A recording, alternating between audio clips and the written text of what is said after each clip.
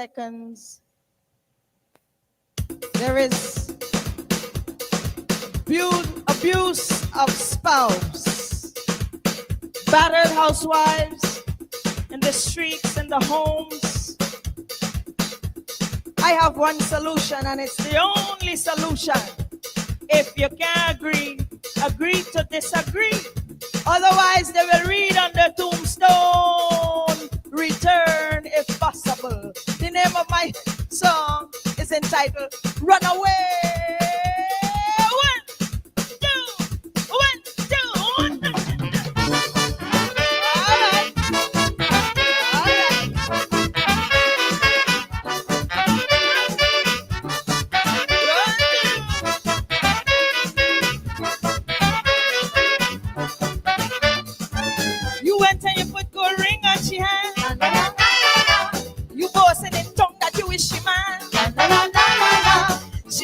You love, she bursting with joy.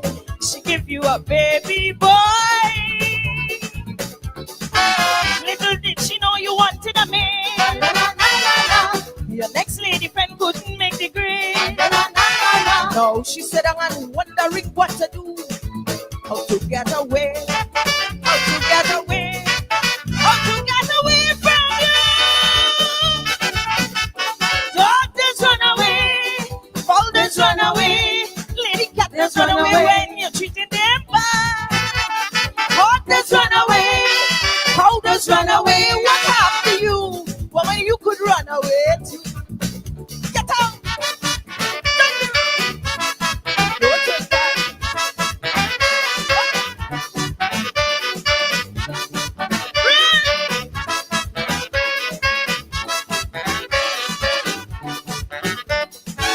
You went and you put gold teeth in she mouth. As all you can vex, you coughing it out. You making she shame all over the place. Man, you is a damn disgrace. Not even to church, now she cannot go. She beg for little love, you telling she no. And she fighting like hell to make up a plan. How to get away. How to get away. How to get away from you.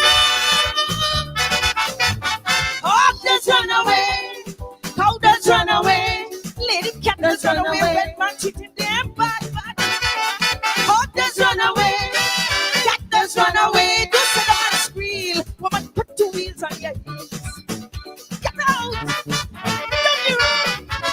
And don't turn back. Run. Take your child and run. Back to mama. Back to papa. It ain't easy to be a battered wife and getting abused the rest of your life. When family come, you just have to smile and pretend that he's so nice. When they drink and drunk, well, now we can't be. You just have to wonder if he kill breeze. His licks left and right and all in your head. Woman, run away. Look, woman, run away.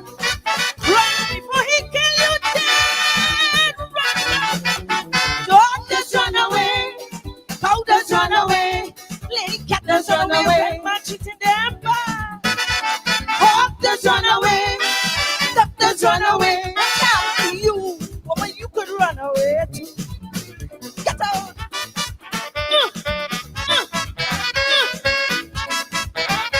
Now this verse that's coming up is for all the men that's listening. This is a serious matter. Listen. If you know you don't treat your woman nice, start checking up now. You take my advice. Don't let she have cause to fly out the coop. Woman never run from good. No. When she give you food, just tell she it's sweet. Hold the lady hand when she cross the street. Just do as I say, handle she with care. And she'd never run away. She would never run away. She would never run away from you. No. Because dogs run away. Hawkers run away. Jackasses run away. When man cheating them.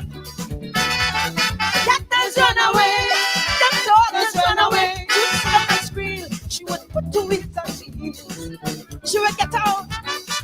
She go run. Back to mama. She go run. Back to papa. Come to you. Good daughter. You know I love you.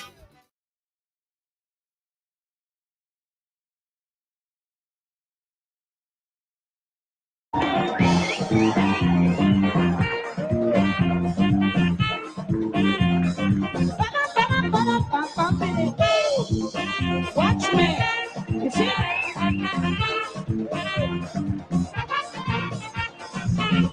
Give me. Oh, no.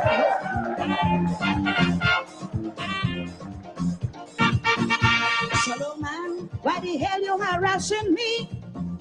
You can see that the both of us can't agree. Every day is a fighting inside the place. You beat me bad, you black and blue up me face. Every day you come home, you what you eat. You hand me like puppet hanging on string. I walk in the house just like a zombie. Solomon, dumpty and going crazy. Get out me house. Solomon, you're a stinking lies. Solomon, and you are a blight. Solomon, get out me life, let me put a light in me life. Solomon, give him. Oh no.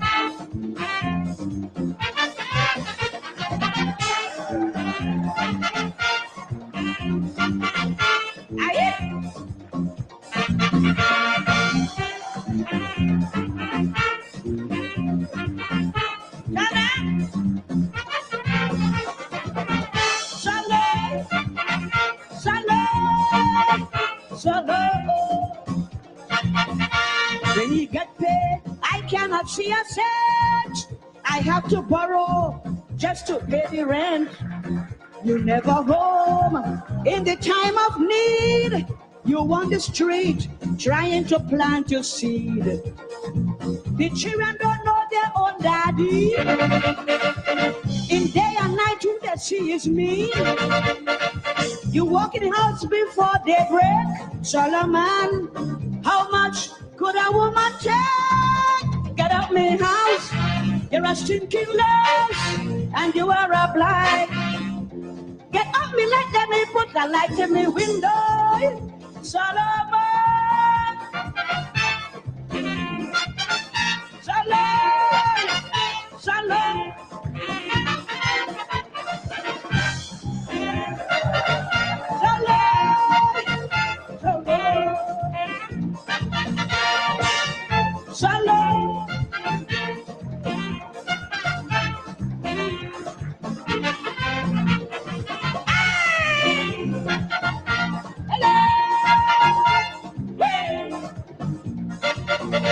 Marriage life is never good for me.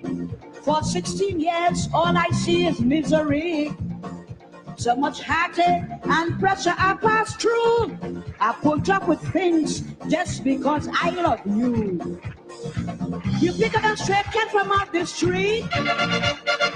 The children's life, it was never sweet. You change your action while you're at home. Solomon, this life I prefer to be alone and Lord, get out my house. You're a stinking lass, and you are a blind. Get up me life, let me put a light in my life. Solomon.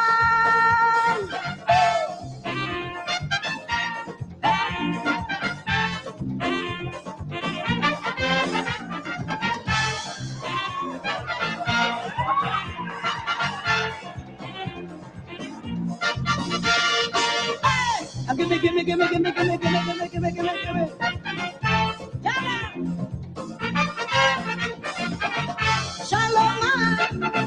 Solomon. You better take your things and go. Solomon, me I want you no more. You're a man who never have a cent, but in your pocket, money making accidents. When the weekend come, the phone can get ease. If may I speak to Solomon, please? I said, who are you? I am the mother of Solomon child. I said, what? This stingy man only running wild. Get out me house. Solomon, you're a stinking light. Solomon, and you are a blind. Solomon, get off me life. Let me put a light in me life.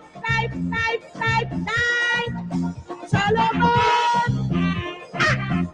Gimme. Gimme.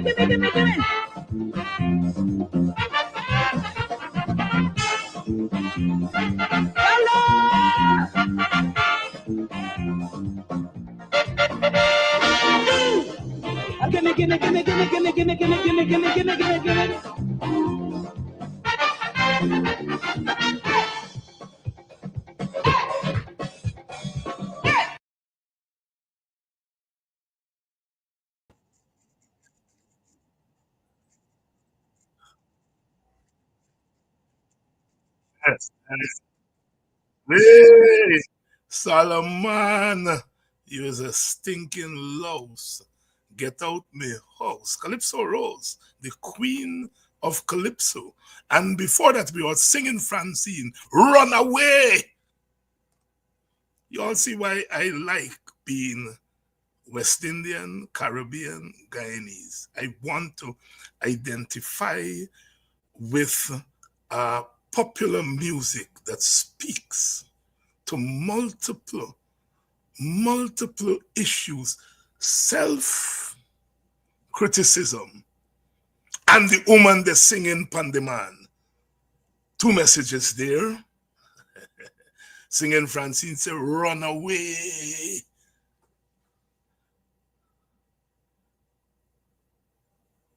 And Calypso Rose say, chase him out. Francine said, run away from him. Rose said, put him out. Two approaches to dealing with domestic violence, and women, them lady though, them the lady know. But they were feminists before feminists. And then in Kwekwe we say, and if your husband beat you, come away, oh, come away from your husband, come away. And if your husband bite you, come away. And if your husband beat you, come away. Oh, come away. And if your husband cuff you, come away. So you all see the message there. The message there in the music. I did say one of the things about our popular music is the way in which more of the popular music does sing pan woman. But the woman that does sing pan man too now, where's the folk music that did long. Come away, oh, come away. Come away from your husband, come away. And if your husband boot you, come away.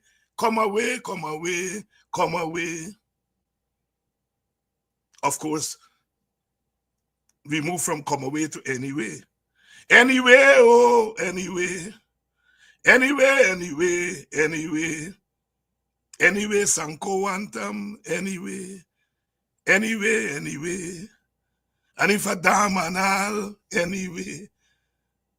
And if I see you all self, anyway. And if a house stop self, anyway. Anyway,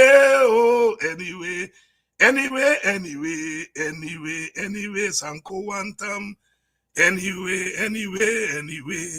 And if a house stop self, anyway. And if a bed be better, anyway. They got nothing in life. I put my bottom dollar. They have no aspect of life that West Indian folk music, popular music, have not dealt with. And as my student has said, Dr. Hines, Well, you are dancing to serious music. Well, that might be a different people in the world. We could party to consciousness and seriousness.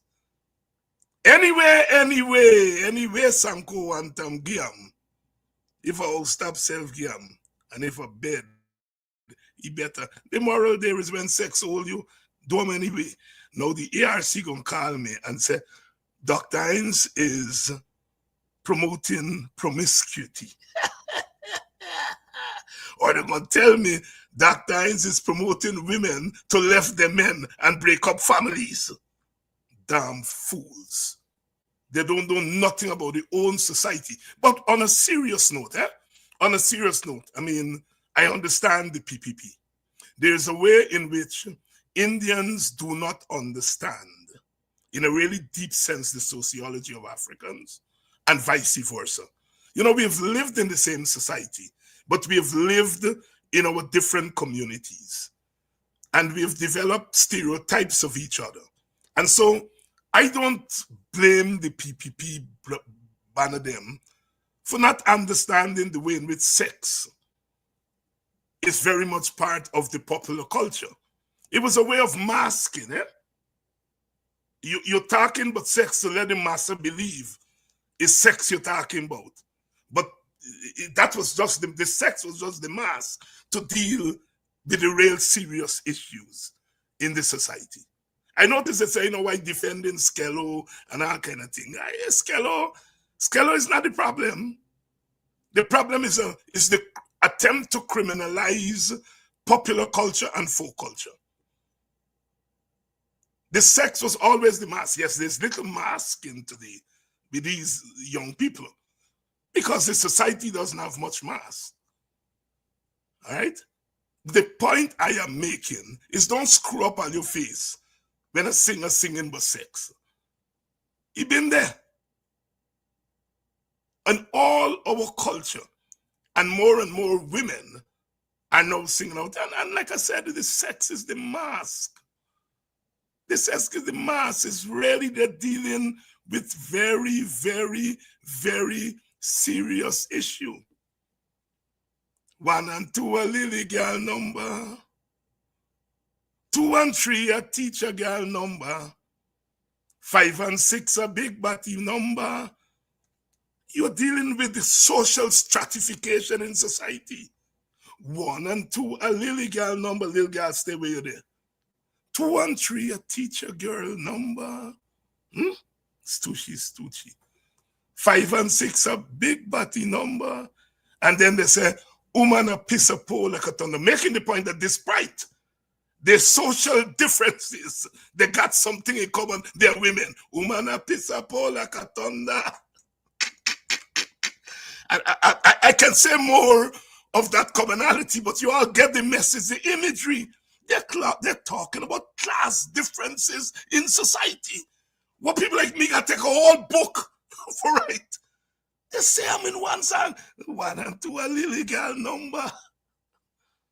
2 and 3 a teacher girl number. 5 and 6 a big body number. Woman a piss a pole like a thunder. And you go figure deep wisdom. I am so glad for Skello, not for the dirtiness that he's singing. More dirty. Skello more dirty. There's no doubt about that. Yeah, what call it dirty mouth. But I'm glad for the opportunity to really get deep into our folk music. To get deep into our folk music.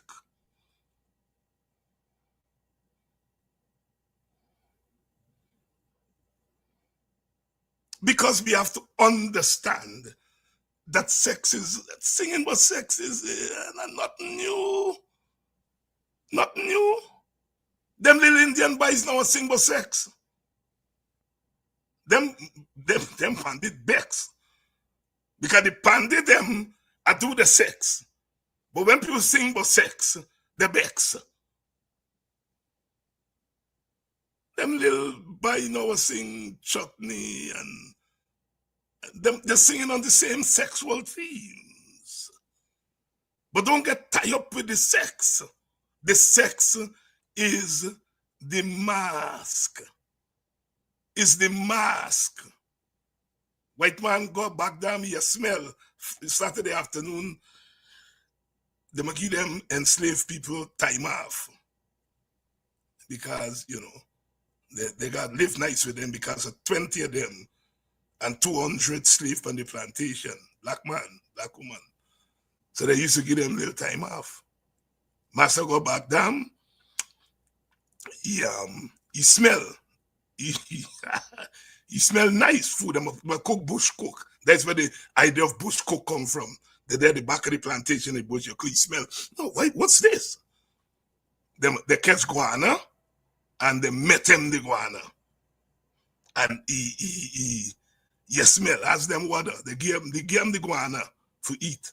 Very delicious. And they make a song for them right there. Bakrajani nyam guana. Metem kwende, oh. Bakrajani nyam guana. Metem kwende, You don't understand what they must say? Because you see, they've created their own language. And they're taking green now in the white massa eating their, what he would call dirty food. And they're making laugh off it. And he has no idea because they create this Creolese. Bakra Johnny Nyamu, and that's a white man, they call him Bakra. I think the white people catch on, they spell him Bakra, B-U-K-R, Bakra. Bakra Johnny. All the white man, they name Johnny. Because all the black man, them, is the same. All of we look the same according to them. Till up to now. So them slaves say, all of you look the same. All of you are Johnny, Bakra Johnny, Nyam. You don't know what Nyam, you got something to eat. And maybe he knows about iguana, but you don't know about guana. You don't know about metem kwende. Oh. I love them, I laugh. I love them, I laugh. The masking is very important. Them a clap and a dance wrong. And he had do himself too. He do himself too. and them this is what we get for leader because they've not taken no time to understand the African popular culture. And we are dance on them too. And them, the thing with them is they want to use the state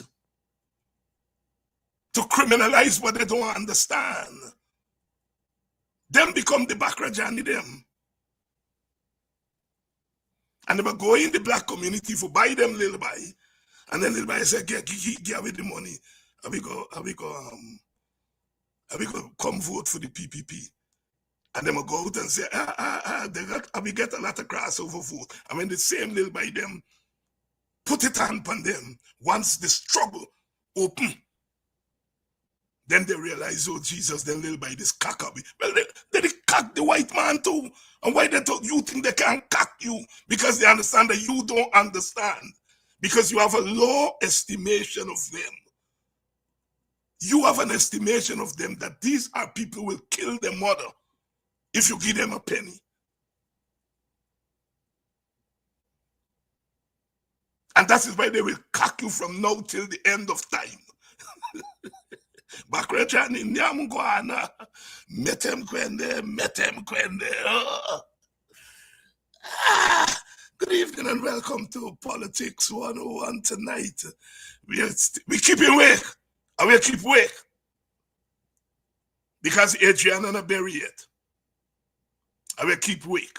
Every night we are keeping awake. She not dead yet, she not dead yet. Bambe, bam bam, she not dead yet.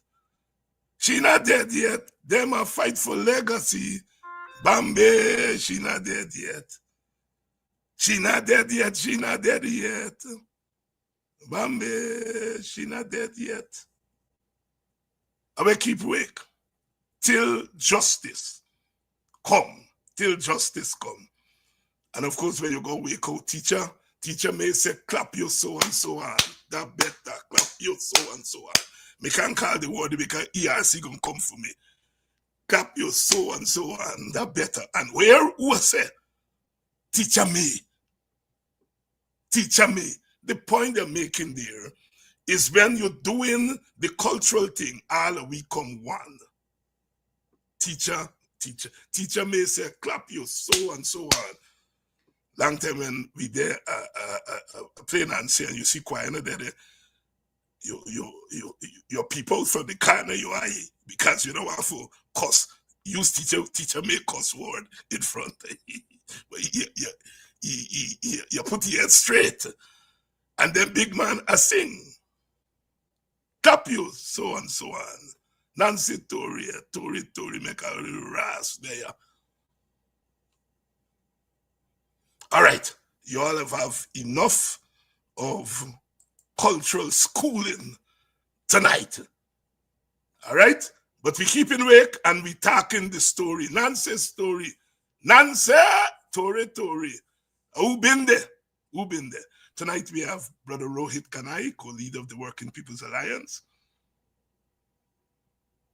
who's going to be on with us, and we're going to be talking about Adriana and all the related issue. Pickney warang. Pickney warang. Hey, Papa nothing narang. Papa nothing narang. Ke duma. Ke duma. Ke duma. Some say you kill a coolie man. Oh Jesus Christ, yes, you come for me tomorrow. He pick the go me a cry. Mama ask him, what wrong? He said, they must say me kill a coolie man. The whole notion that the African is violent. And so if an Indian dies, is a black man kill him. So picnic go home, you cry. Mama ask him, why you cry for by? They must say me kill a coolie man. Folka kakakare. Bulldaga bow. Tam kata meow. They must say me kill a coolie man. Yes, you come for me tomorrow. They say, Dr. Hines is promoting killing Indians. Hey, oh, Jesus Christ. As you all can tell, I'm enjoying this, part of it is to, including our younger people, to have a deep sense of our own culture and how we express themselves, how we express ourselves, how we express we self. By me lover one shot, me go wash 'em. By me lover one shot, me go wash 'em. Donkey soap in a day, me go wash 'em. Donkey water na day, me go wash 'em. Donkey mama say no, me go wash 'em. By me lover one shot. Loyalty to your husband, your boyfriend, and your washy clothes, your cookie food. Donkey mama say no. Donkey papa say no. Donkey granny say no. Me go wash 'em. By me lover one shot. Well, me generation, 50 years ago, we had a new verse. By me lover one draws, me go wash 'em. By me lover one draws, me go wash 'em. Because we are coming up in a new era. Yeah? Man got to know. Got loyalty to woman. By me lover one draws, me go wash 'em. That is a new verse that we had. So the culture evolving. Anyhow, let me rub out my shots and my verses because the Yasi are come for me tomorrow.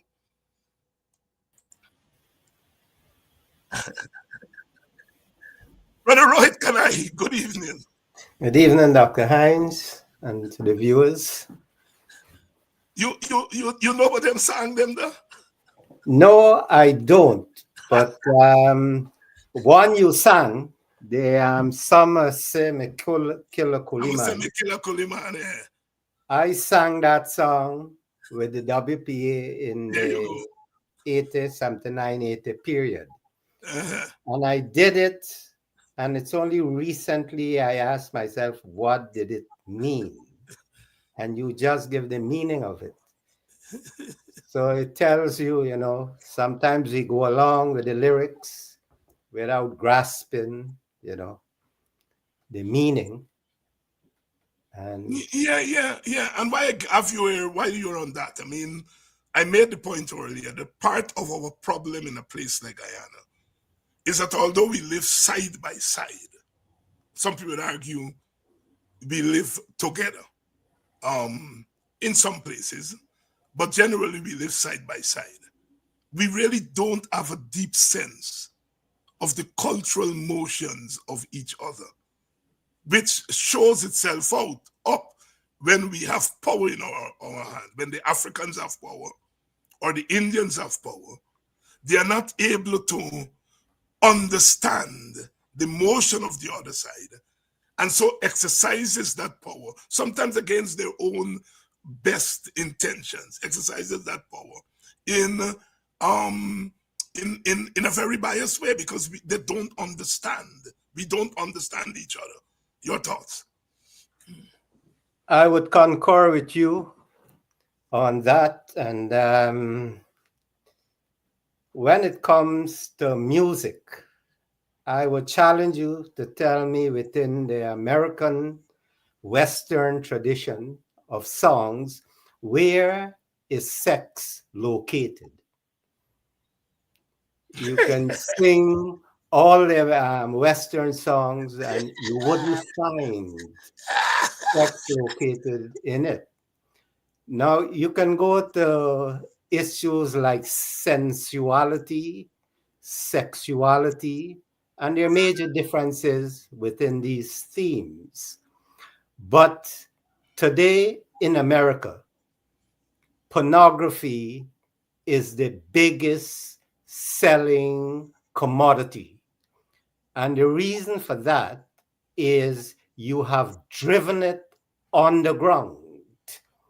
It's not reflected in the common culture. So you have to go looking for it on the ground. And that's a major difference between the Caribbean culture, where it is there openly to a large extent and not hidden away. So many times when you want to understand the society, the music tells you something about the society that in the Western pantheon of singing, then you have to go look for sex and sexuality somewhere else. Somewhere else. And right, you make such an important point there. It's a suppression of sex as a popular expression, and also the hypocrisy of the society, the Western society. So they suppress sex as a popular expression, but they're hypocritical because when you draw the blind and you people that do behind the blind, they're more bad than other people who do not suppress sex from the popular culture, the popular expression. All right, and so you raise a very important point there, right?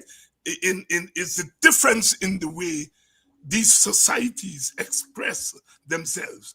If you're enslaved, if you're indentured, you are looking for ways to express yourself without the oppressor understanding how what you are doing. And so therefore when we talk about creative, what Professor Netterford calls the creative instinct and the creative sensibilities, it tend to to go much deeper than the Western society handling of these things. So it's a very, very important point you're using. I always say, when Elvis Presley came out in the 50s, he whined bad, used to wind up on the stage. White people would say, oh, Jesus Christ. Mm-mm. What kind of nastiness is that? This Elvis Presley, who's no King Elvis Presley, but Elvis come from Tennessee. He there between them black people there. And so he's creolized in many ways. In many ways, but white people wanted nothing to do with him. Clearly, later, they embrace him as the king of rock and roll. You're making a point. Yes, on the matter of Elvis Presley, the song In the Ghetto is a very powerful tune about Black lives, Yes. and it's worth listening to. Yes. Now, in the Western music, because sex is suppressed, it resurfaces in a pornographic way.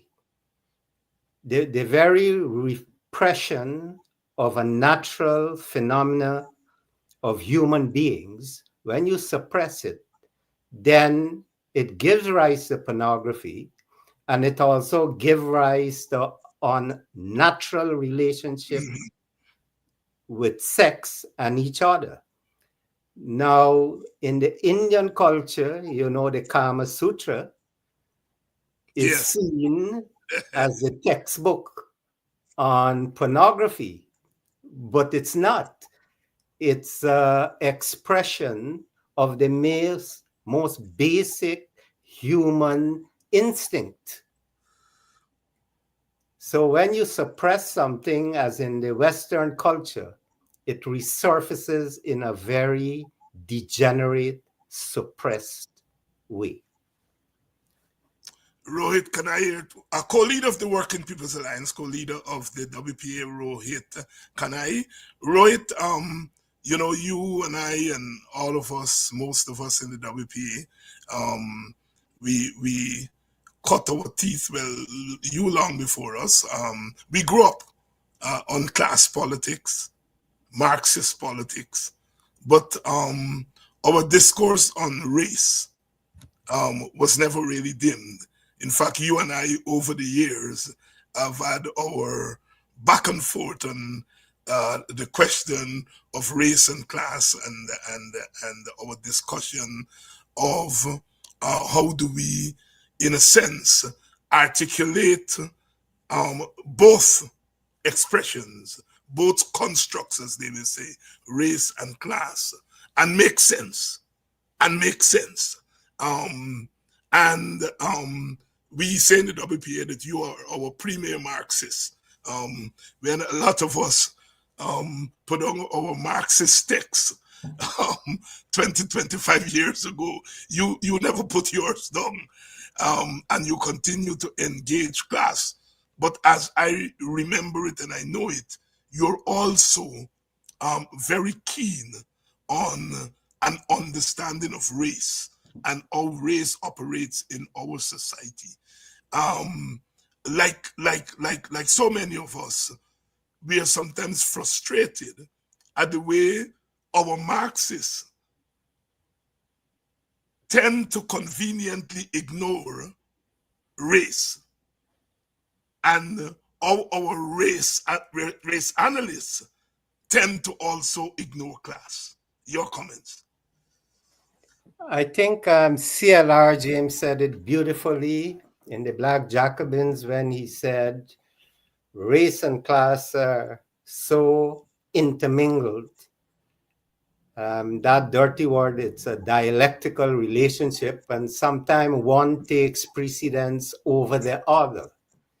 And that might be a very strange way for some people to understand, but in certain situations, race can be more dominant than class out of sheer necessity.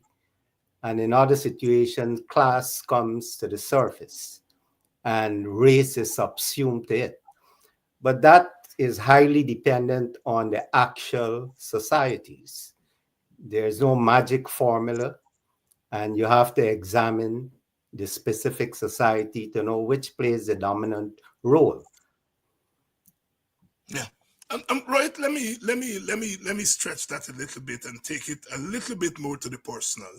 Um, you, as I said, you've been a member of the WPA since the late 70s, early 80s. So you're really talking about almost 50 years. And given the nature of the political party that we had, we became like family. Um, and those of us who are African came to learn more about Indians and Indian society, Indian culture, and Indians like yourself, I am sure would have come close with understanding over time um, the African the African instinct. Talk to us as an Indian, um, socializing at the political level with Africans, because, and I stress the political level because when you are when you are engaged in politics, when you engage in radical politics, revolutionary politics, in many regard, my life is in your hand, your life is in my hand. All right, but we come from different ethnic groups. We come from two ethnic groups that in many regards operate as historical enemies. Talk us through your own experience over the last 40 years in the WPA and how you have been able to reconcile some of the dilemmas, some of the contradictions in our racialized society. I started out as a member of the PPP in the 77, 78 period. The WPA had surfaced from 73 onwards, and I attended the PPP Congress at Annandale, I think 79, 77, 79, 79. 79, Yeah. okay. Mhm. Rupert Rupnarine Nandaye represented the WPA at that Congress. But I had my business in Rob Street, so I would walk to where I lived in Waterloo Street, and meetings would be taking place. So it's a natural process. You stop, you listen to the meeting. Then I met Brother Takuma Ogunse at one of the meetings, and we struck up a friendship.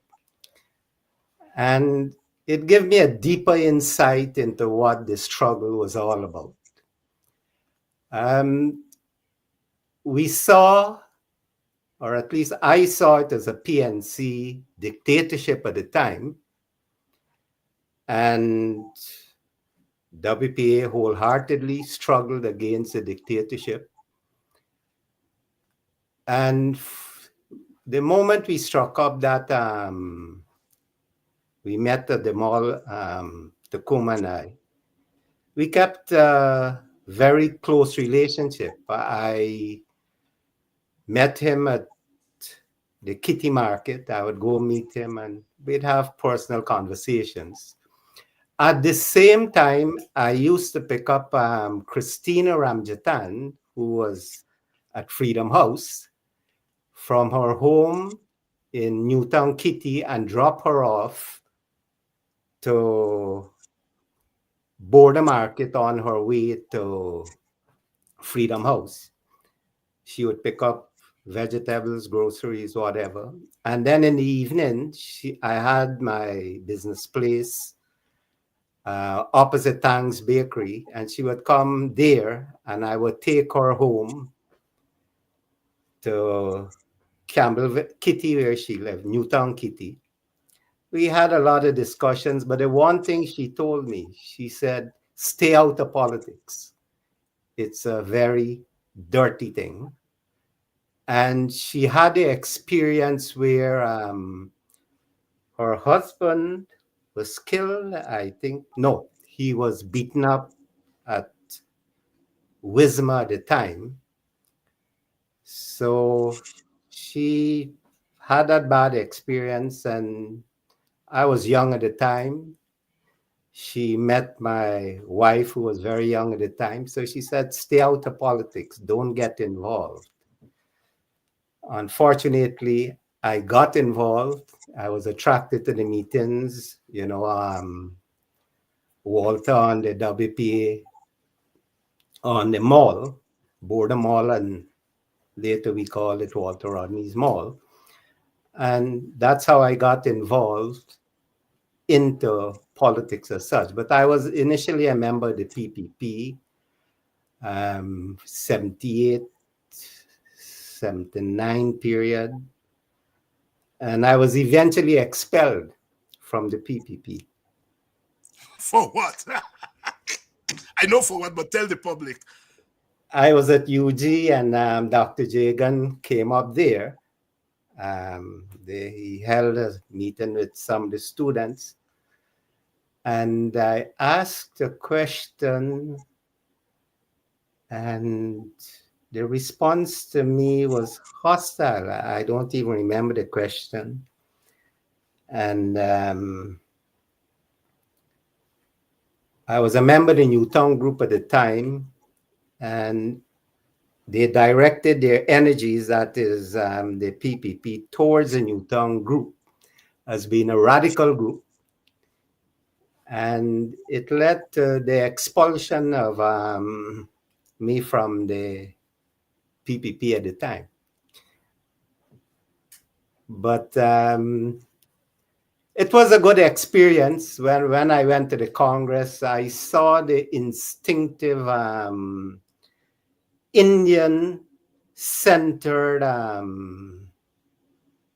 unity. I think it's a necessary outcome of the politics. It reflected the politics, but it lacked openness to the other side. It was racially defensive in terms of reaching out towards the Black community as such.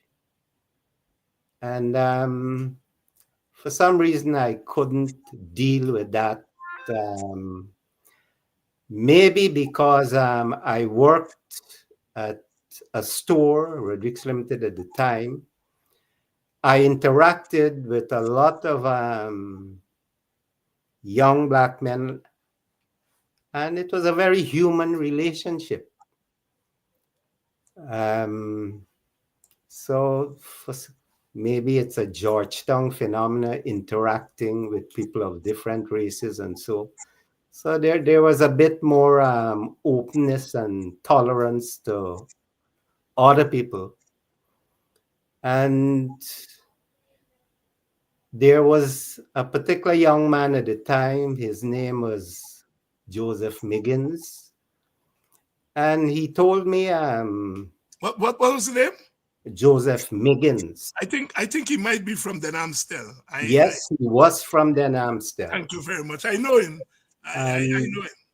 He was a very close friend of mine. We were young kids, 15, 16 at the time. And he told me a story. He told me how there was an Indian tailor. And during the disturbances that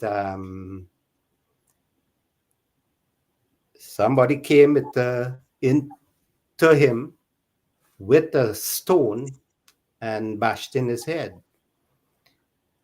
because of racial disturbances at the time. And I don't know, you had to deal with that reality. And you begin to understand that there are tragic dimensions to life itself. But we were friends, and you got a deeper insight into other people's lives, and the animosity wasn't there, racial hatred, even though you're in the midst of it. Mm-hmm. Mm-hmm. You developed a friendship with a lot of young I use the word black guardedly because Andaye told me black is beautiful, and I always kept that within my consciousness. So I'm told when you use the word black, you should use African. But after Andaye told me, black is beautiful, I respected that. So sometimes I have to use it cautiously. Some people don't like you using it.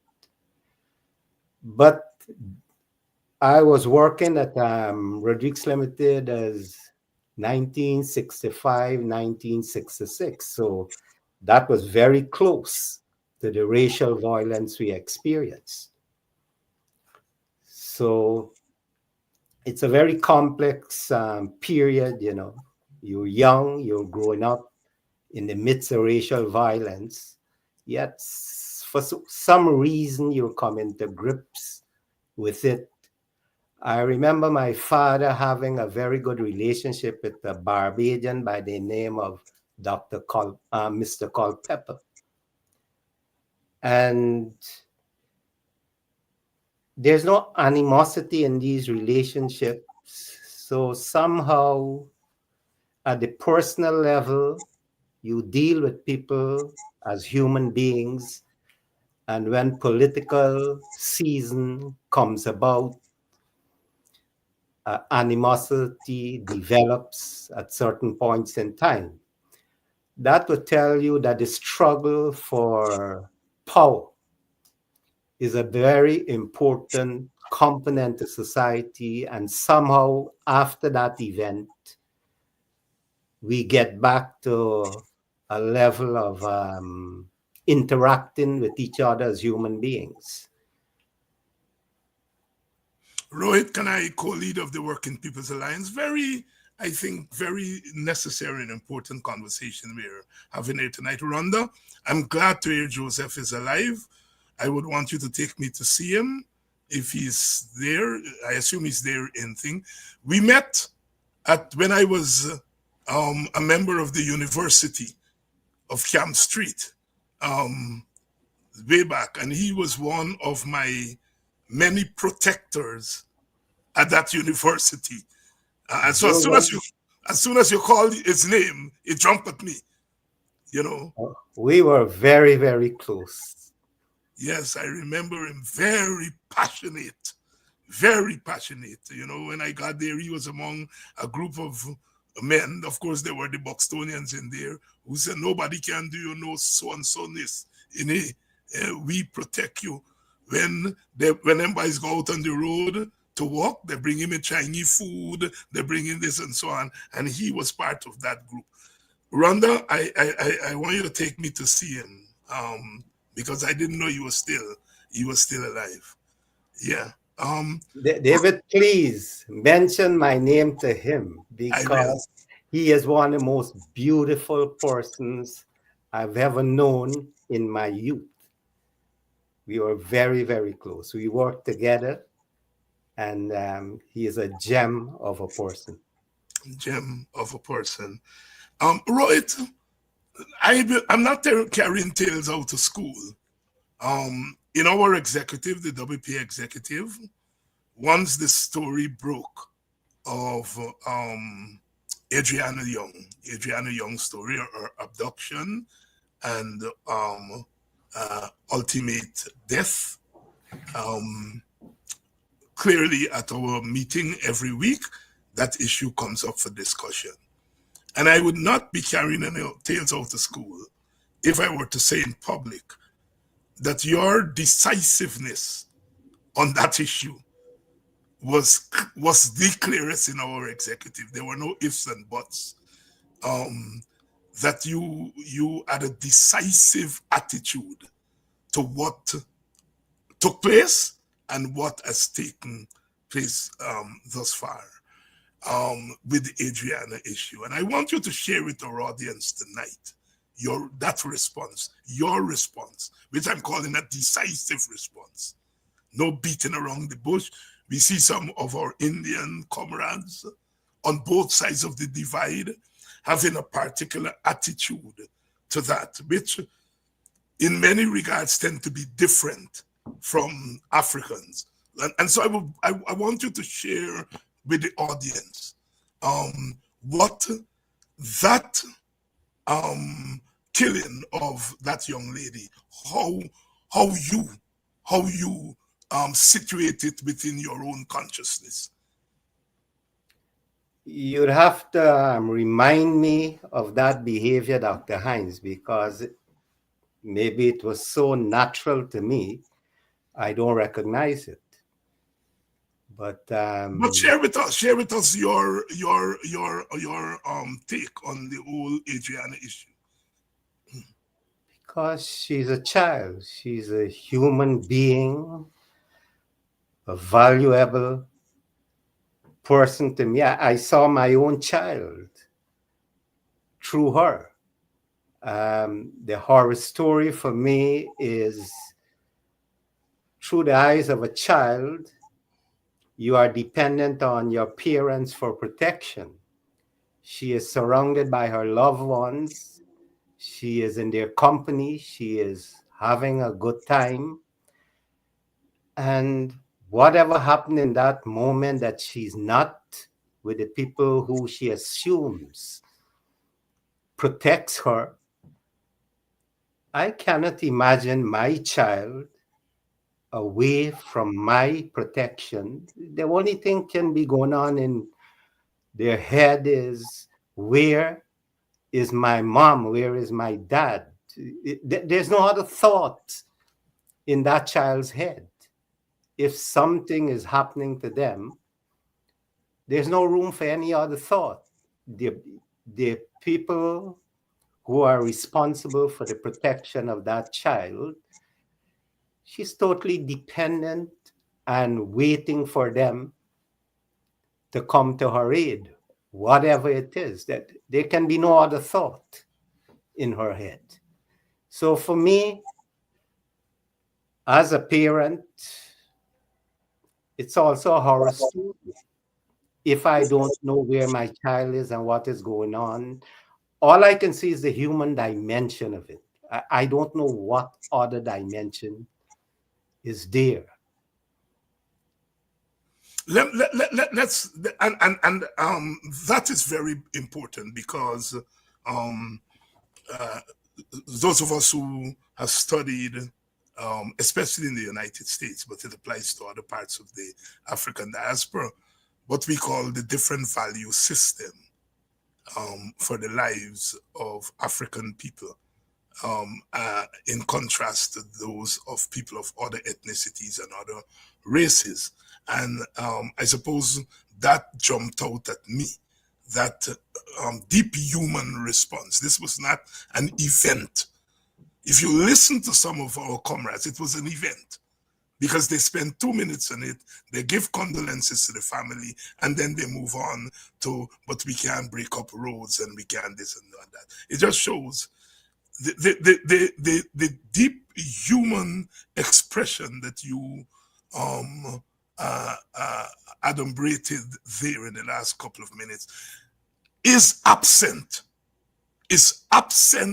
from a lot of our non-African public people, is even absent from a lot of middle class African people. It's an incident, a child dies, it's unfortunate, we give a sympathy to the family and we move on.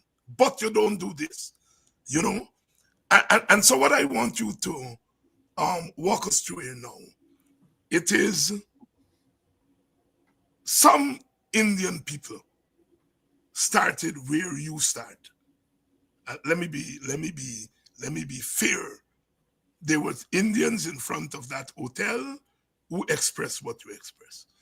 But then the issue quickly morphed into politics.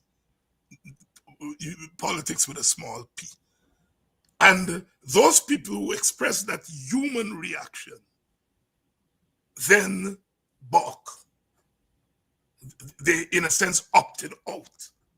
Um, Talk to us about how you process the morphing of this deeply human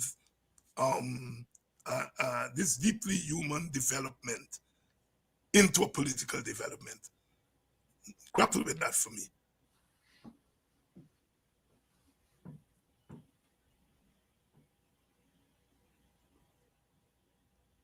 It's, I really don't know how to answer that question. Maybe I've been associated with the WPA. I had to get past racial differences that came naturally out of the 60s. You would think there was a level of inhumanity reflected in that period of races towards each other.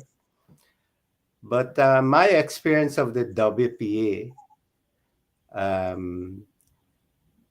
when I came into it, probably it was more a convenience. I saw the need for what I perceived to be a dictatorship, a black dictatorship at the time. I felt we had to be liberated. Maybe it was opportunistic at some level. But when I got involved with the WPA, I saw more human beings fighting towards a common cause of liberation. I saw the humanity working closely together with yourself and a black community as such. Something I was not exposed to at that level before. And I guess it humanized me. I no longer saw black people as different from me. It's a very humanizing experience. Um, And so, can you see how the Adriana thing has become a political lightning rod? Can you jive with that? yes, very, very much so. Um, I think it strikes at our humanity. It defines us in many ways. This is a young child. Um, she hasn't even had the opportunity to live a life. Um, if you see your own child in that person, it has to humanize you beyond your own limitations. You have to see beyond um, your own skin color. It touches you to the depth of your soul. It transcends race. I don't know how it does not. This is the innocence of a child. What guilt, what stain does a child bring into the world? But where I'm going, Rohit, is are you like some other Indian commentators and Indian leaders um, and politicians? Are you of the view that it's human and so it's not political, and so the opposition has politicized it and turned it into politics, and that is wrong? Are you of that view, or you share another view?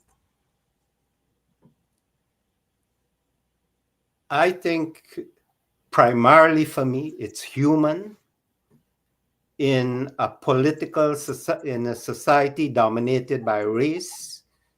It will be politicized. It's going to be very hard to separate these things. But if it doesn't touch you at the human level, it only tells you how dehumanized we are as a society. It must touch you at a human level. Yeah, but from what you know of the African who had to watch his child during slavery being raped by the slave master, who had to watch his wife being abused by the slave man, that's common knowledge. Do you see the linkage between what you are calling the human, how the human becomes political in a way, despite we, the opposition, or anybody else? I think because of the African experience, it would touch you more deeply because life becomes sacred. It is sacred. And the African experience, I don't think we really want to understand it if we don't empathize with the African being. 400 years of slavery.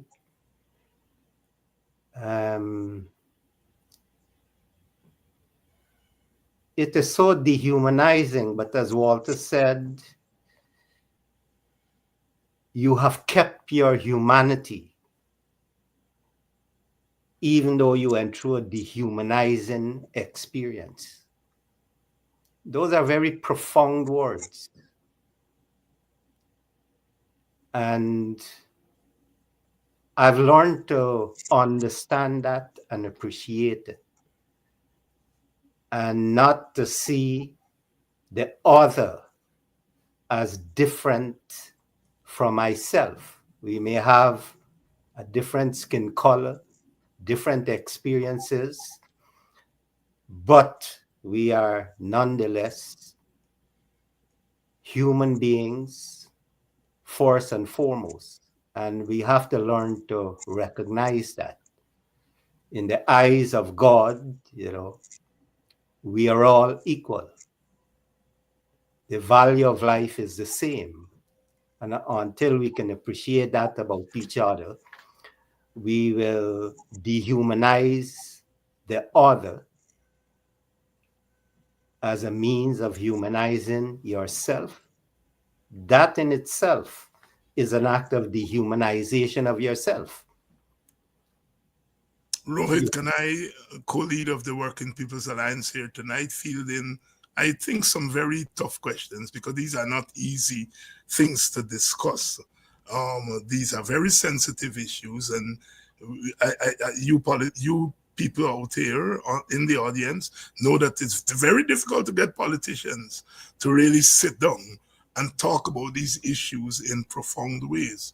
And in that regard, we salute Brother Rohit for coming here tonight and really delving in to these issues. On Monday, there'll be a Justice for Adriana rally at Buxton, starting at 4 o'clock in the afternoon, and organized by the Working People's Alliance, Justice for Adriana rally.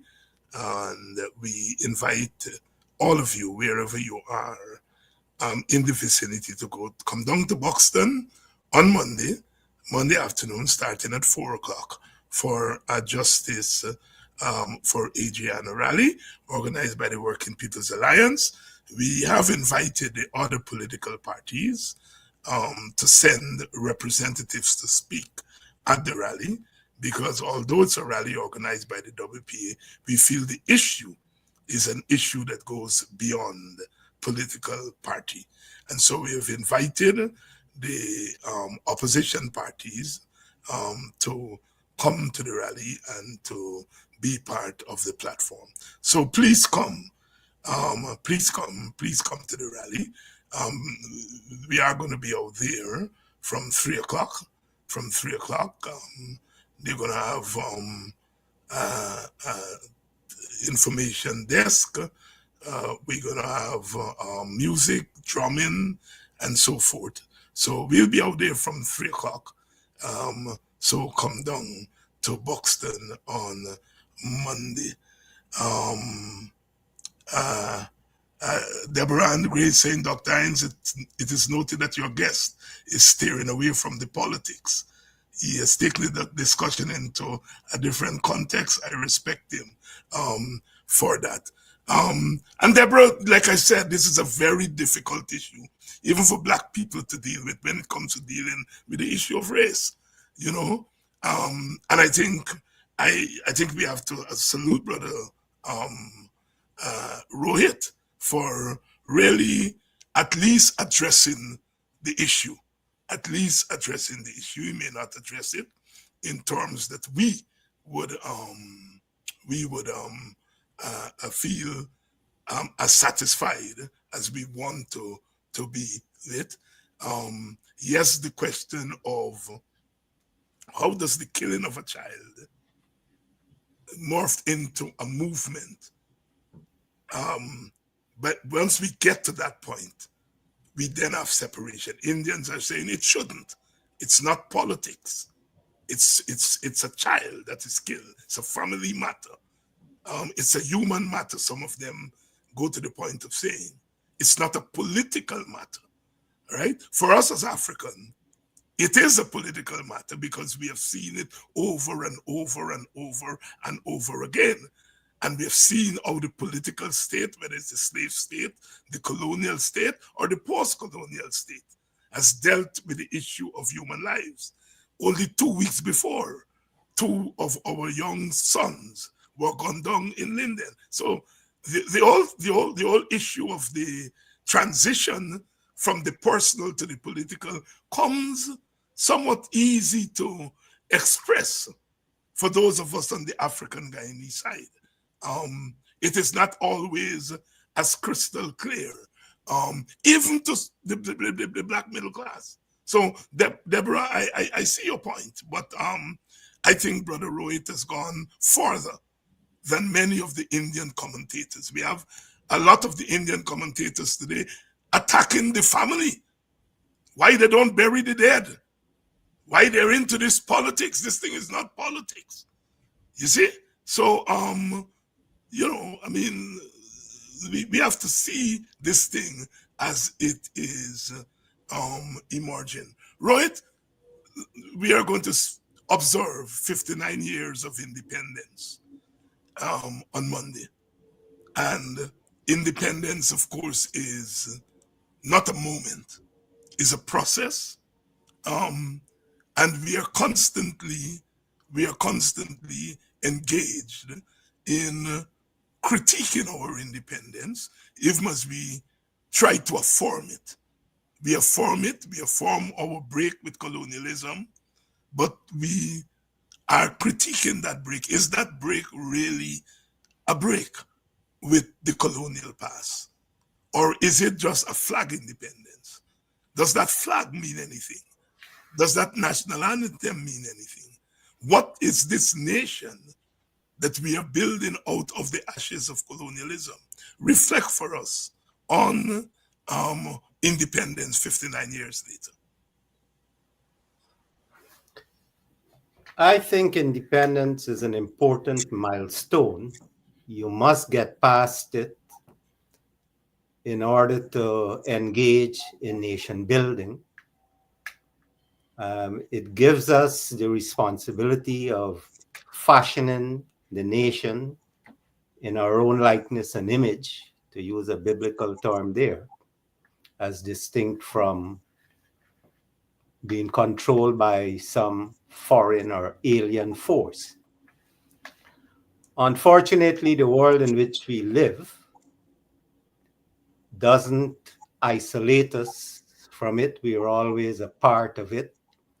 And what is happening in the wider world also has great influence on us. We came out of a period of colonization with the collapse of the British Empire, but we merged into the American Empire, which has its own dynamics. Our politics was shaped by it. Because of the Cold War, our politics was also tempered to meet the American demands,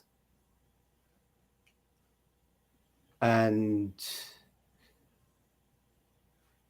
we have had a long history in our electoral system where it was shaped by the needs of the American empire. We are now trying to steer a independent course, but yet we are thrust back into the arms of the American empire because of the Venezuelan situation. And that is making demands on our own internal politics. How close a relationship we need to keep within that orbit for our own defense, and how it's going to affect our politics in terms of our local needs. Um, these things, I guess I have to define it in clearer terms within limited time. It's going to be a difficult job. Rohit Kanhai, co-leader of the Working People's Alliance, independence as a return to empire. And so therefore the jury is still out on our independence journey. I know you all are animated tonight, and your discussion here, Frank's discussion, Frank comments, and all your comments, and um, one cannot not appreciate your own comments and your own difficulty as you grapple with this moment that we are in, because it's a very significant moment. And the reason that I have decided that I'm going to bring other comrades, Indian onto the program to give their view is, in a sense, to dramatize our own evolution as a nation, and the difficulty we encounter whenever we are dealing with these issues, that what tends to animate Indians don't necessarily animate Africans, and vice versa. The animation of the Indian community over the lyrics of Baby Skello doesn't really find the same level of animation in the African community. Um, uh, you know, and political the political trajectory of the Adriana thing does not necessarily resonate with Indians. And it's really a commentary on our progress as a quote unquote one Guyana. Is it one Guyana? Is it really one? Are we one Guyana? Or do we have a lot of work to do? Rohit Kanhai, that question to you. Dr. Hines, I find it a strange phenomenon that the Indian, as much as it claims the family is sacred, you find the Black response to this child has a communal sacredness. This child's life is important beyond the family, the direct family, and touches the whole community. And you would find it strange that it is the Indian community who talks about the family and this child's life should affect the family at the individual level and the family as a society. Yet you can separate what happened to this child just at the personal family level and not see the implications at the wider societal level. I find that puzzling.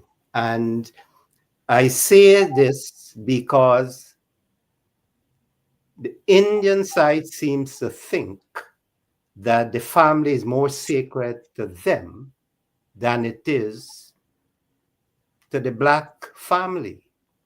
And that is where I think we need to examine our values. Why is the Black family seen as not in the same sacredness of the Indian family?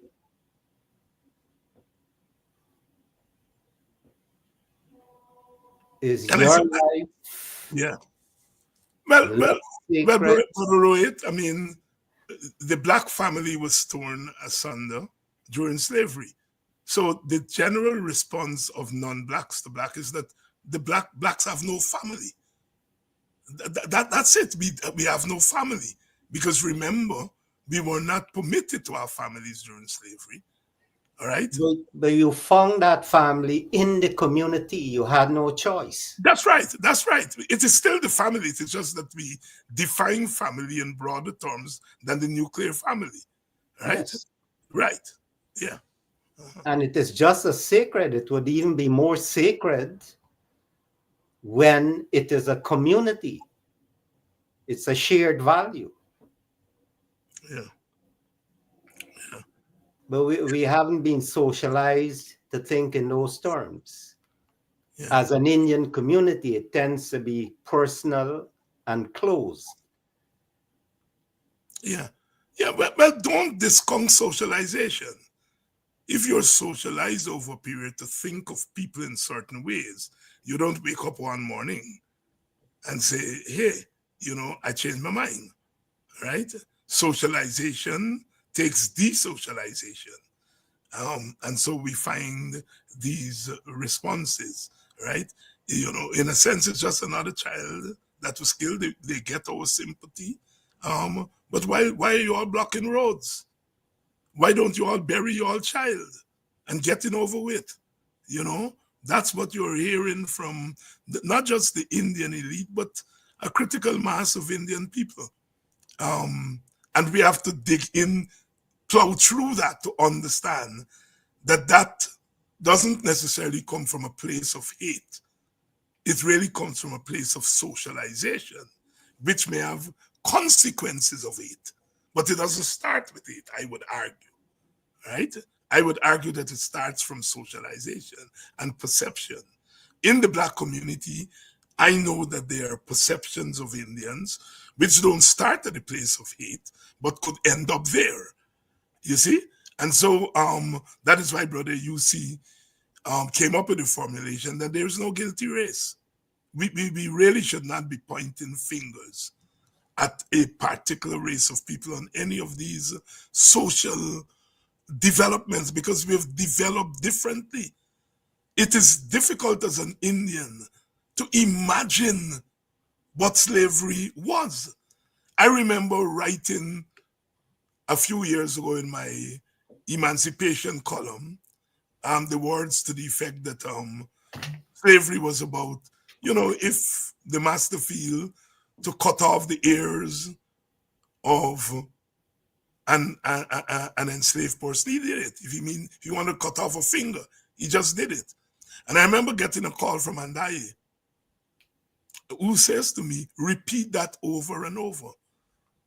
Because non-Africans, that doesn't jump out at them.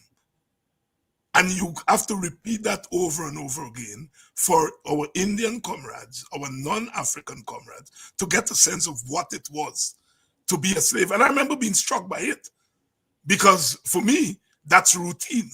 I didn't write it in order to make a big point, but Andaya said it's perhaps the biggest point that has been made about our explanation of slavery, and I began to think about it then. And as I listened to Indian people in particular more and more, I realized that Indian people really don't have a sense of what slavery meant for the African. Really don't. Um, and it's not their fault. But it's not their fault, and so we have to plow it through. And I think more and more persons like yourself coming out and speaking up as Indians. I have no problem at all with you not arriving at the conclusion that this audience would like you to see you arrive at, and the swiftness with which they would like to see you get there. I have no problem with that, but I understand. I understand both sides. Talk to us, Rohit, about this threat from Venezuela. Is our government taking it as seriously as it should?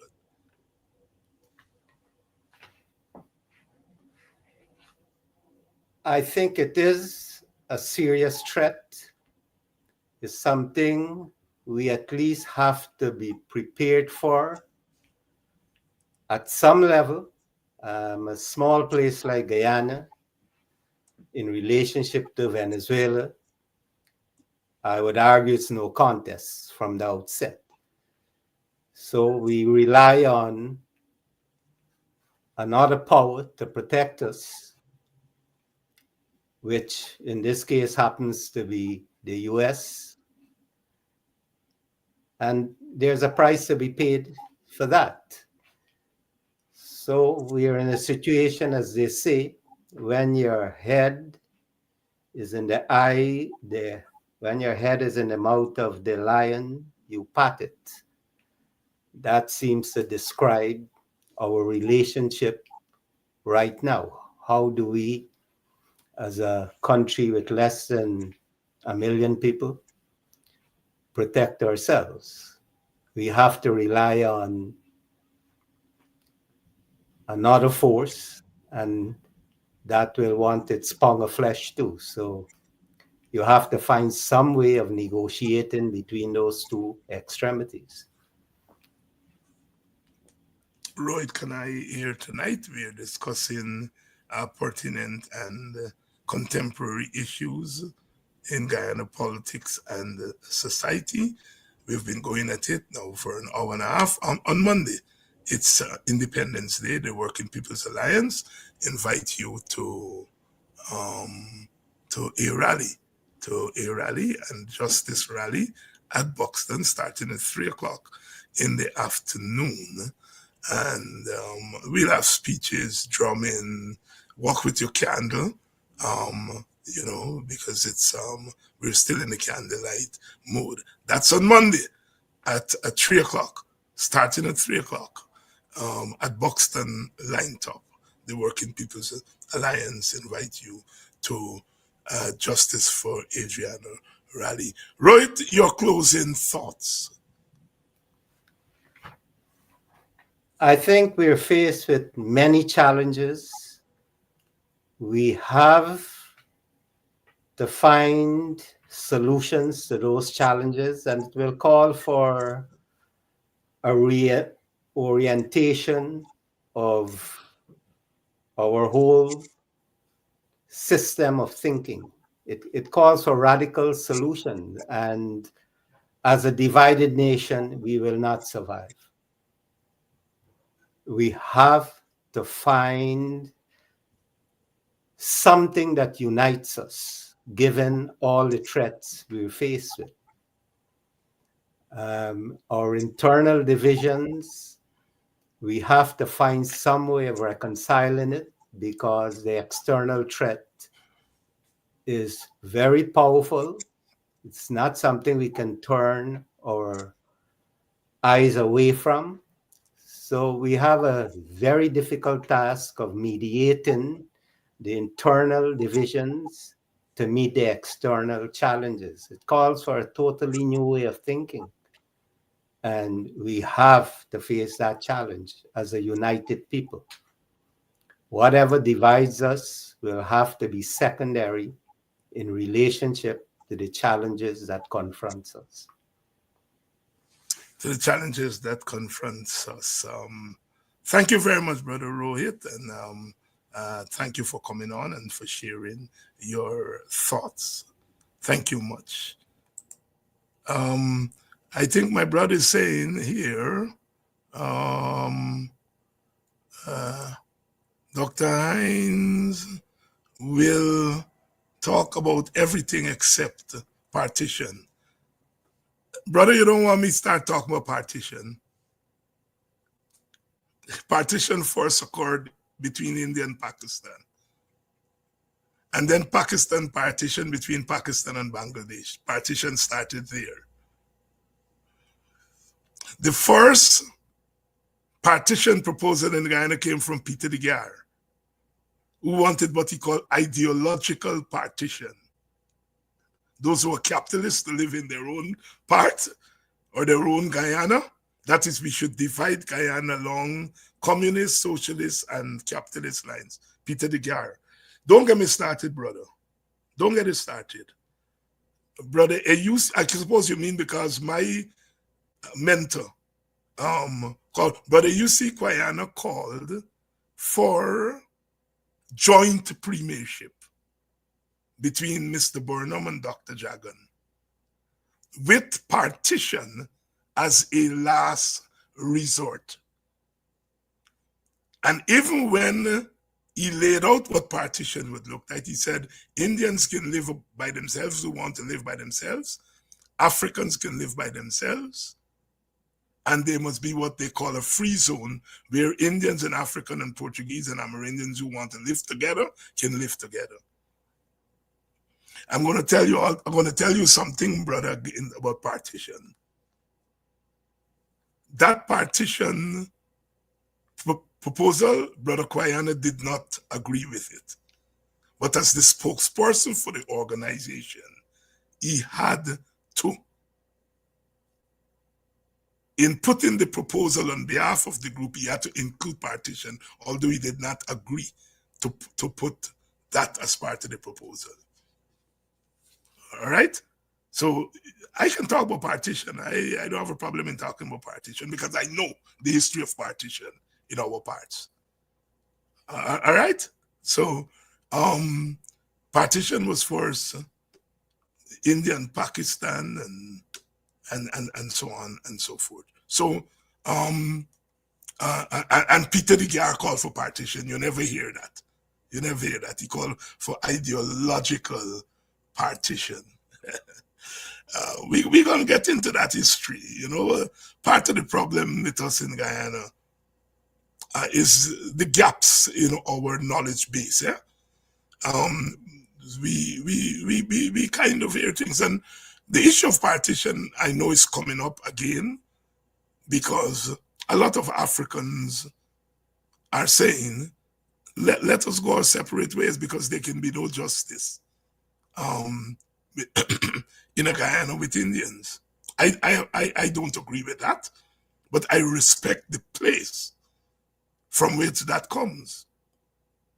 Marcus Garvey, in his Back to Africa philosophy, argued that black people get no justice in America and they should leave America and go back, go somewhere else, anywhere but America. He said that in the early 20th century. We are galloping to mid-20th century. And Garvey has been proven correct over and over and over again. Over and over again. You see? So the issue of partition is a live issue. And I hear it at a personal level. I don't think it's a direction that we should go. But I appreciate where it's coming from.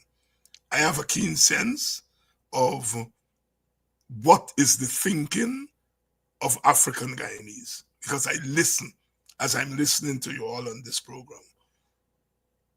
And I understand the deep feeling of hurt and exclusion which the PPP either don't understand or they understand but they don't care. Even our black leaders, some of them understand it, but don't care, don't want to talk about it in public. Right? So I want to say that about partition. I have absolutely no problem in talking about partition, even though I don't agree it's the way to go. In ethnically divided societies, the discourse of partition is always there. It's always there. And as most of you know, and as somebody saying, another 59 years of this, as most of you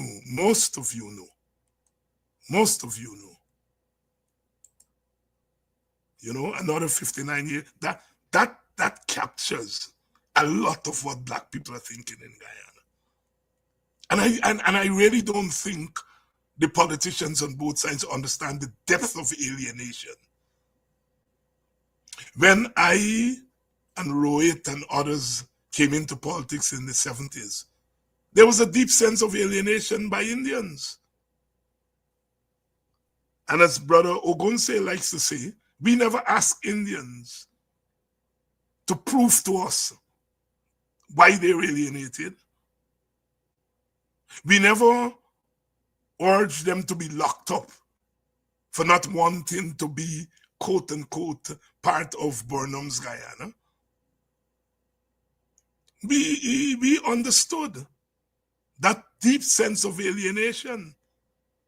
And what bothers me is that some Indians who understood that deep sense of alienation don't understand the deep sense of alienation of Africans today. And those of us who are trying to express it and to draw the country's attention, they're joining in calling us racist. I am perhaps one of the most hated person among Indians of all stripes. Of all stripes. And I have to live with that. I have to live with that. But I'm warning, we are warning, we have been warning, that there is a deep sense of alienation in Guyana among Africans. I mean, it's one thing to bury your head in the sand. The people who are going to show up at Anna Regina to party on Sunday or whenever, or who is going to turn up at Albion on the eve of this thing that Maduro is doing, are Indian people. And the people who are going to be in danger if Venezuela does anything are Africans. It's a reality that my brother Ogunse is facing the courts because he dared to point that out. But you cannot be sending one race to fight while the other race is partying. You cannot be sending one race to fight while the other race is making money. You cannot be sending young Africans to fight while you're jailing them for terrorism at home. You cannot be shaming young black women by dressing them in red jerseys, shaming them, while you're asking their brothers and their sons to go and face the bullets. Something has to be wrong with that. And if the government and the political leaders on both sides don't understand that, something is wrong with them. Let us congratulate Aubrey Norton for leading the opposition politicians, parliamentarians out of parliament today. 2 weeks ago, they tried to get the parliament to debate a motion on Adriana. And the speaker said no. The PPP said no. And today, they want Norton and his parliamentarians to go and debate Venezuela. And they walk out. And they're right. I congratulate them for walking out. And they must walk out every time they're insulted. You cannot entertain a motion on Adriana's murder. But you want us to unite with you to discuss a motion on Venezuela. There is an impasse. And it's time our leaders stop that impasse. And they did the right thing today, walking out of that place. Walking out of that place. Somebody say, Aubrey finally showed some stones. I agree. I agree. I agree. I wish, I like most of you here, I wish Aubrey showed more stones.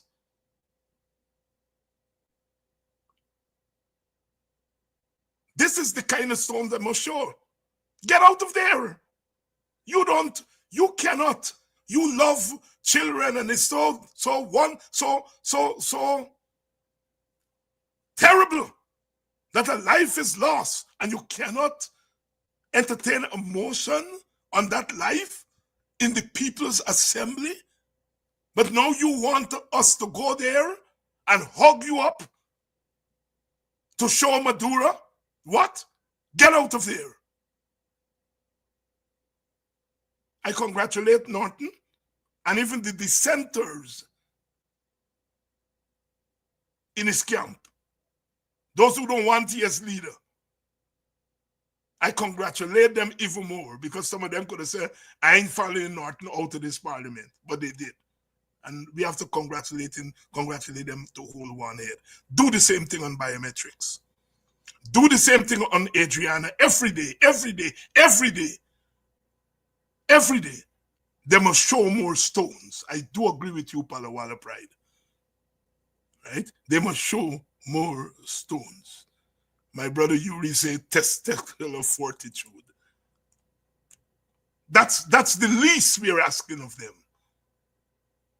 Where the PPP gets off, you can't discuss the killing of our child in Parliament, and you want us to go there and talk about it, and you're going to go off tomorrow to party at Albion and think while our young boys are out there taking bullets.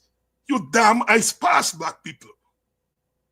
You ice past black man. And we as black people must stop taking iPass. Stop it.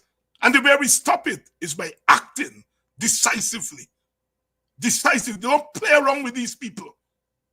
Yes, we are going to offend some Indian people because they are being socialized to equate opposition to the PPP as opposition to Indians. That is going to happen.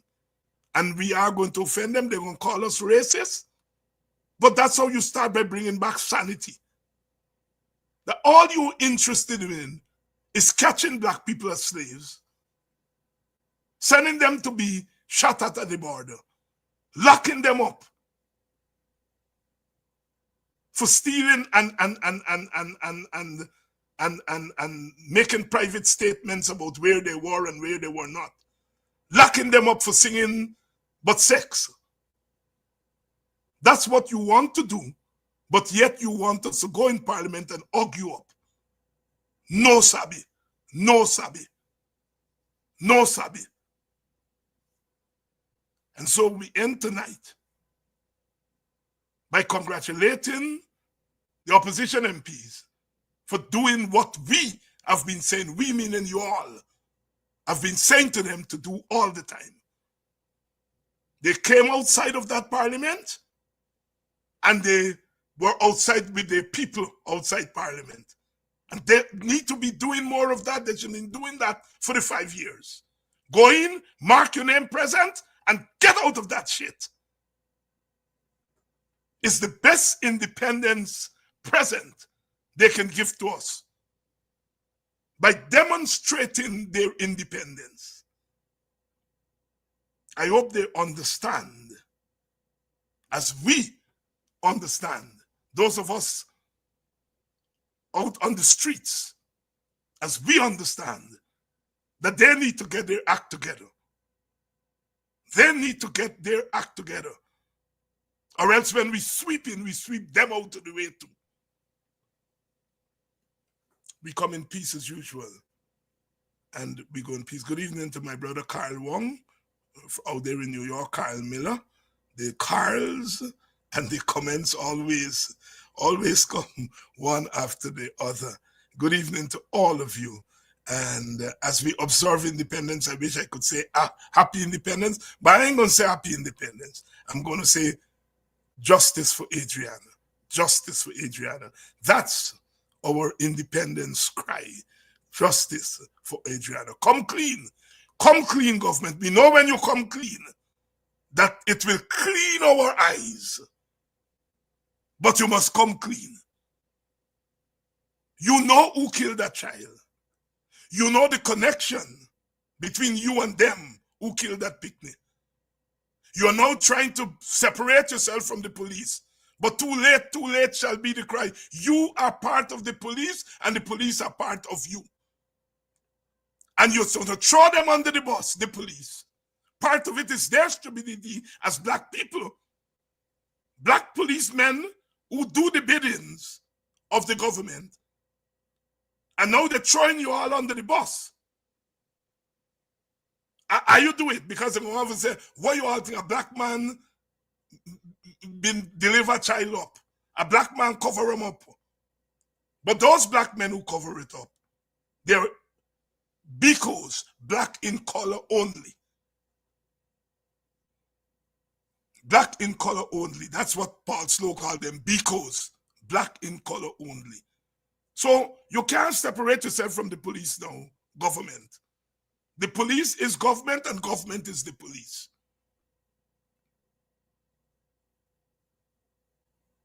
So it's too late. Come clean. And we know when you all come clean, we won't say, we forgive you all. We're making it very clear. I call in on you all to come clean. Not to forgive you all, but to put you all in more hot water. Because you all have to pay. You all have to pay for this. And pay for all those boys and girls that you all have been murdering explicitly and implicitly. And we must not forget those boys in the lockup. They're giving some of them bail quietly. We must not forget those boys in the lockup.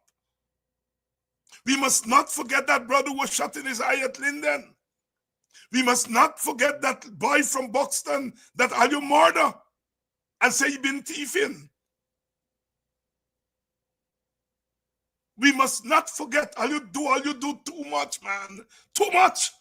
Too much. And now all for what? All for what? Them oil in the ground. As Rhoda said, is them diamond worth more than my life?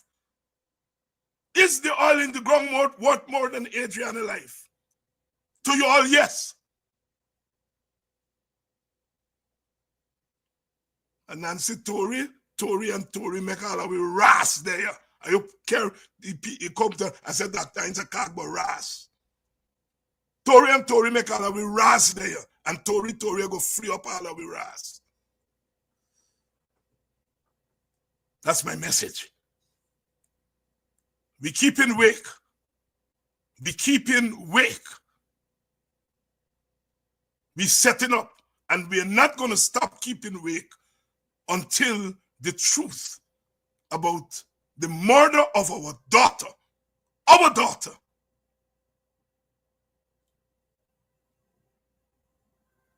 until there is justice. And justice is not a narrow thing. Justice is not money. Justice is not a sorry. Justice is not moving this man from here and that man from there. Justice is to get rid of the root, the system that kill our child. And when you move the system, you're moving from top to bottom. The PPP must go. They must go.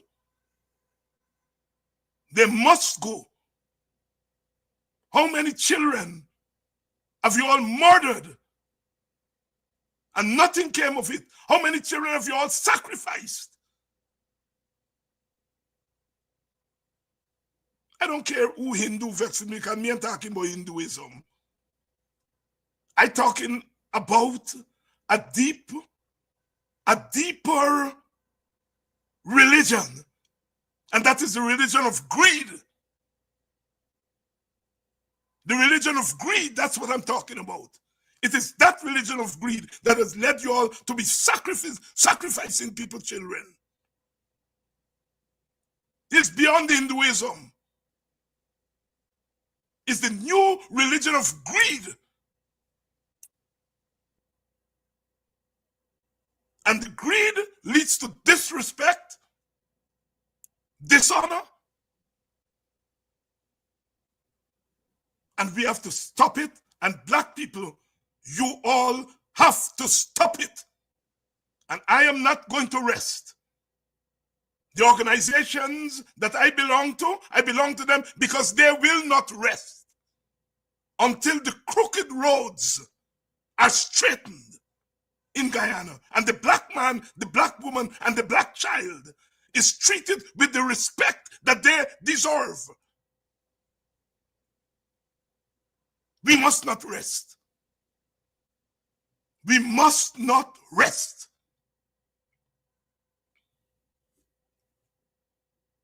You say back to back, belly to belly. I don't give a damn. I done that already. They say back to back, belly to belly. I am not dead. Me not dead yet. Me not dead yet. We have to put, and you all have to get tough, tough, tough. Don't get into no peace talk.